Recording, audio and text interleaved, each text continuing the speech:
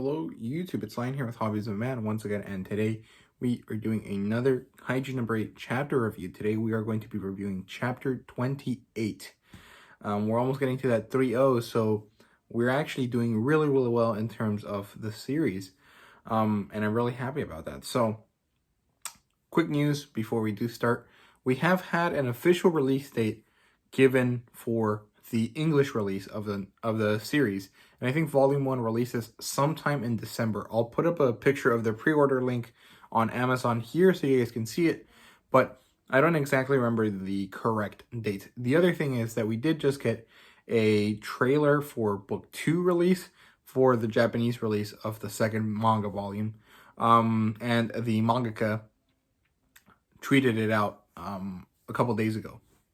So there you go. Those are the two bits of news for this year. I assume that we're probably going to start getting the English releases of the manga volumes 3 months after each other. So the first one's in December, the second one's going to probably be in February, and then we'll go from there as, things advance. But I don't actually know how likely that is or how often it happens that it's like bi-monthly or tri-monthly release dates for manga volumes. So we'll have to wait and see for that.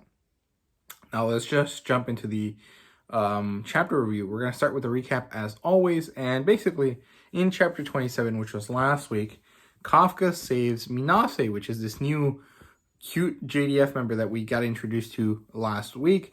As she was getting eaten, Kafka saves her, or as she was about to get destroyed by one of the wyverns shooting I think it was a fireball. It might have been that he was trying to bite her. I don't really remember, but as that's happening, Kafka saves her. He partially transforms, runs over to her, picks her up, and then saves her. And as she's thanking him, the dragon kaiju, the wyvern, is trying to attack them again, and then Kikoru saves them. And so we see that the JDF, the Japanese Defense Force, is finally getting themselves organized, and all of the reserve troops are back in the base, and everything is kind of getting set up so that they can start fighting back. And as they are, fighting back against the wyverns, Hoshina is working against number 10. Kaiju number 10 is the draconic kaiju, the kind of new boss guy that showed up at the beginning of this arc. He's a kind of equivalent to the mushroom guy from the last arc, which is Kaiju number 9. So he's fighting him, and it seems like he's winning, right? Because he manages to use 5 of his different ninja, Hoshina special techniques that he has going on, and he cuts up the kaiju, and then it seems to start to implode or explode. Well, implode would mean it goes in, so it starts to kind of explode and bubble over, and it looks like it's healing, but it also looks like it's not. So we don't know what happens at the end of that chapter, right? So that's the recap for that. Now let's just jump into chapter 28. It's a 19-page long chapter, and I'm going to be honest with you guys, it reads way too fast. Honestly, I am liking this series, and I really do enjoy reading it. However, the chapters just feel really short for what feels like, something that should have longer chapters. It's only 3 weeks out of 4 in a month. However, I do understand that the mangaka probably is, the mangaka has problems and things that they have to deal with as an individual that probably make it so that they can't really make 25-page long chapters all week, right? So obviously it's not really a problem. I don't really mind. It's just it kind of sucks, right? And I would like it if there was more pages per chapter, but obviously it's not like I'm gonna go crazy on Twitter over it, because it doesn't matter. The mangaka is doing their best job, and they're doing very well to deliver a wonderful story to us. So, okay, it sucks that it's only 19 pages, but it's the best 19 pages that they can give us, and so we have to appreciate that, right? But yeah, let's just jump into the review. So starts immediately after chapter 27. Kafka feels something. We see that the kaiju is exploding, and then we switch over to Kafka, and he's touching his head like something happened. Apparently his spider senses are going off. Basically, he's got the same thing that Spider-Man has going on with that danger sense, and he figures out, oh my god, there's something happening. Why is there a really strong kaiju around? And basically it's because Kaiju number 10 is turning gigantic. It's like expanding, you know, it's either Gigantamaxing if you play Pokemon, or it's doing the thing in Power Rangers where like Rita Repulsa yells, you know, make my monster grow, and then it like she shoots her wand at it, and you know the kaiju get really big, and then they have to summon the Megazords and shit. But yeah, like, so it turns gigantic. So basically, my theory from last week, which was that it's gonna get a second form of, or some kind of thing like that, was more or less correct. Obviously, it's actually kind of really easy to tell with these types of things because you just have to be aware of certain tropes and tendencies in different kind of media that Japanese people enjoy. So it's really not that difficult to make, you know, assertions like that. It's just kind of like fun when you like think of it and then it happens. It's like, oh yeah, big brain, right? So yeah, I just really enjoyed it. I think it was really cool. And yeah, Hoshina is super surprised that it could grow. It's like, I don't know if this is something that's new to them, but it's definitely something that they haven't seen very often because Hoshina is surprised. And if it was something that he would have, he has dealt with before, he would have known what was happening. So it grows really big. And like mouths start appearing across the big bubbling mass. And they start to release steam. And afterwards, we see Okonogi, which is the girl with the glasses, talking about how his fortitude is growing, how it's getting stronger, which is really crazy. How is it getting stronger? What type of situation can occur that causes a small being to grow in power exponentially? Obviously, there's going to be some sort of like key thing, or like its core being damaged, release more energy, or its core is actually just shut down really tightly, and it can choose how much it expands and how much it shows. So, you know, there's going to be something like that explained later, but for now, we don't know. And, you know, it's really fun to speculate. So, yeah, it manages to get to 9.0 fortitude. So, it was already a Daikaiju because I think the minimum requirement for Daikaiju was 8.5, and Kafka was at 9.8 when Hoshina first detected him, which is during the test arc. So, this Kaiju is still less strong than Kafka at that point. But obviously, since it's gigantic, the ability to wreak havoc on people is actually way huger than what Kafka can do in like his small form, just based on size alone. So yeah, Hoshina's specialty is not giant kaiju. Like he told Kafka, his specialty is small to medium-sized kaiju. So he's actually kind of out of his depth. And I think that the ability to fight giant kaiju, and him not possessing it, has to do with his specialty weapon, which is a sword. And swords obviously don't work against giant kaiju if, you know, your sword is like a toothpick to them, right? So there you go. So basically Hoshina is like looking to try to fight this guy, but before he can do anything, the kaiju punches the ground where Hoshina was. And we get this really like impactful effect there where you feel like, oh my god, Hoshina just died. He got fucking squashed by this kaiju like we squash bugs. And it was so cool. But then you flip the page and like, holy crap, he's alive. He's not dead. He managed to like ninja his way out of it and like is running across the kaiju's arm. And we get like this kind of a very visually similar type of thing to, you know, when ninja are trying to fight the tailed beast in Naruto, or when they're trying to fight Titans in Attack on Titan. So it was really cool. I did really enjoy it. It was really awesome to see Hoshina running across this giant kaiju's body. He tries to use some more special skills, and Okonogi is once again saying that she's really amazed that Hoshina is managing to adapt to this kaiju's, you know, sudden change in growth, or sudden change in size, sorry. And overall, I'm just really enjoying it. But at this point, Hoshina realizes that, you know, he can't cut through it. And then he's like, yeah, this is why I hate giant kaiju. Because, like I said earlier, he's really not adapted or not well suited to fight giant kaiju with swords. It doesn't really work because a sword that size is not going to do anything to a kaiju that's, you know, the size of a building. So, you know, obviously we have some problems here, and he tries to go in for another attack, but then he gets like frozen in place and you have no clue what's happening. And then apparently it's because he has overheated. Apparently, And I really liked how they, did the exposition here, because it was tied directly to the problem that he's facing in the battle. Apparently now he's overheated, and that means that he's been, in full capacity, full battle capacity at 92% for over 10 minutes. He can't go much longer with this, otherwise he'll die, basically, or there'll be like severe consequences. I don't think that they actually stated that he would die, but they stated, it's going to be dangerous.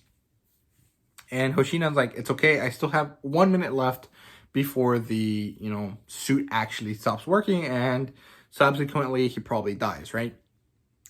And so he pushes the limit, and as he's trying to do that, the kaiju, the number 10, sends in 2 wyvern kaiju as kind of like a kamikaze attack to kind of make this smokescreen. And Hoshina's like, yeah, this is super cold-blooded, and this is exactly what I expect from a kaiju. And then we get this really cool moment where he's like suddenly jumping, and he's behind the kaiju, and he's about to, release some super attack. But before he can do that, we see a bunch of eyes open across the back of the kaiju. He gets surprised, Hoshina gets surprised, and then we see the next panel, which is a fist punching Hoshina's body. And like the fist is larger than his body. Like if this is the fist of the kaiju, his body is like the 2 top knuckles of my fingers, right? So it's very, very cool, and it's so like, oh my god, Hoshina's gonna die. Which is basically the theme of this chapter. It's like, oh my god, how is Hoshina gonna die? Why is he gonna die? So it's a very high stakes chapter this week. And yeah, so basically the kaiju gets him, he gets pummeled, he gets shot across the complex, I guess, or the city. And we see him crash against a wall. And the wall is completely crumbled behind him, and he's like in a hole inside the wall. And he's bleeding. His eyes are kind of like, I don't know what to call it. It's like the dead fish eyes they use for comedy, but these are like darkened. And so it's basically like he's about to pass out, which is kind of the idea that's getting given to us. And yeah, who knows if he'll survive? Obviously, I think we can make some guesses here. So let's just jump into the theory crafting section.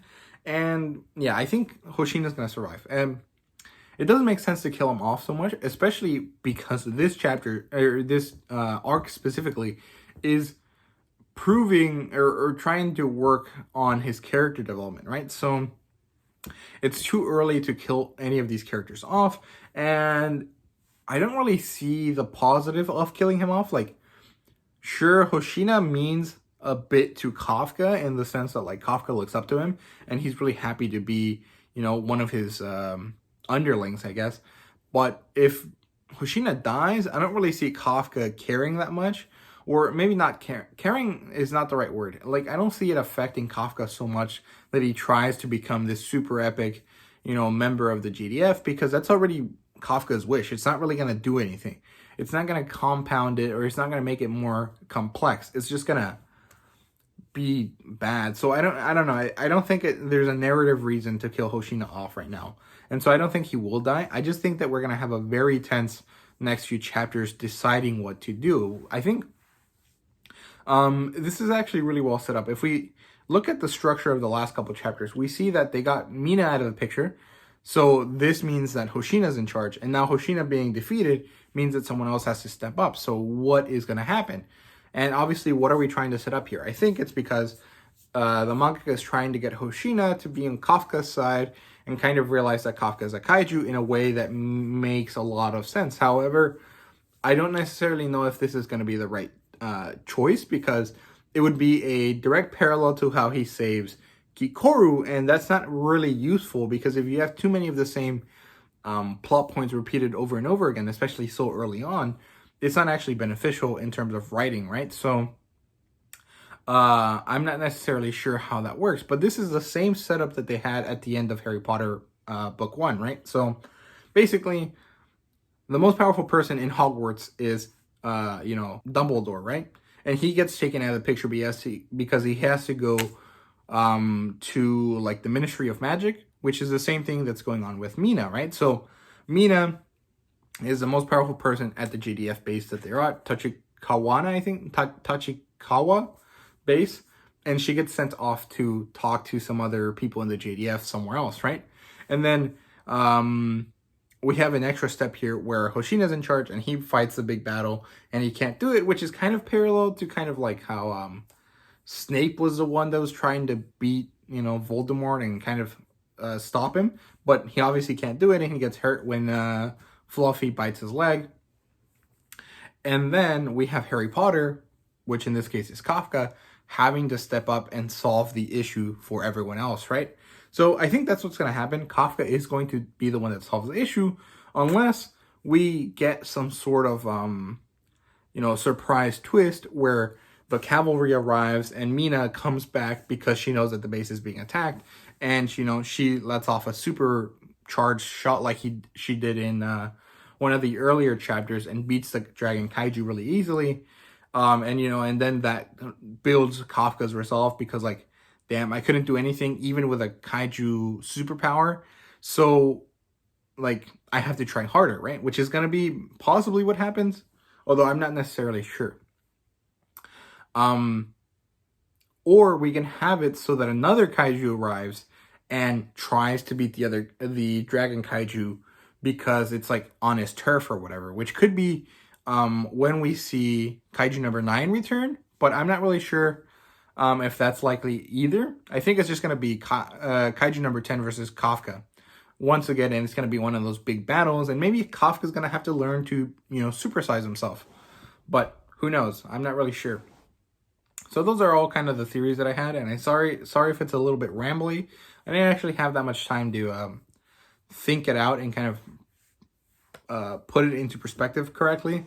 So I just kind of feel like it was a lot of stuff going on at the same time. But I hope you guys kind of understood what I was trying to say. I think, like, there's two main narrative plays that we can have here. One of them is killing Hoshina off, which is not likely. And the other one is that, you know, Kafka or Mina saves him. And I think it's probably going to be Mina because Kafka saving him is a direct parallel to what happened in the first arc with Kikoru. And that's not really useful in terms of narrative writing because you're just repeating the same thing over and over again. And that's not great. That would actually be a very kind of disappointing thing from this mangaka. That hasn't disappointed me, you know, at all in the 27 chapters. So I'm not really sure, but I don't know. I'm just looking forward to the next chapter, which is going to be 2 weeks from now because next week we have a Kaiju showcase since we've had 3 chapters in a row. So, yeah, thank you guys very much for watching. I hope you guys enjoyed it. If you did, please leave a like, subscribe, and comment down below. Let me know what you thought. What do you guys think is going to happen next chapter? Let me know down in the comments. And thank you guys very much for watching once again. See you guys later.